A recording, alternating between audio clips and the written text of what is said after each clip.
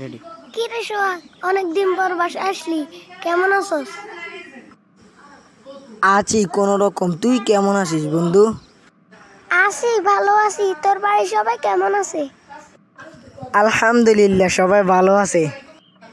তো কি মনে করে আমার বাসায় আসলি?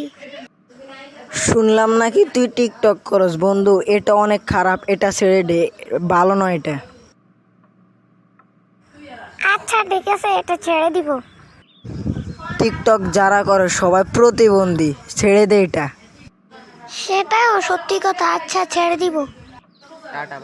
আচ্ছা, আমার কাজ হয়ে গেছে, তাহলে আমি এখন যাই। Tata, bye bye.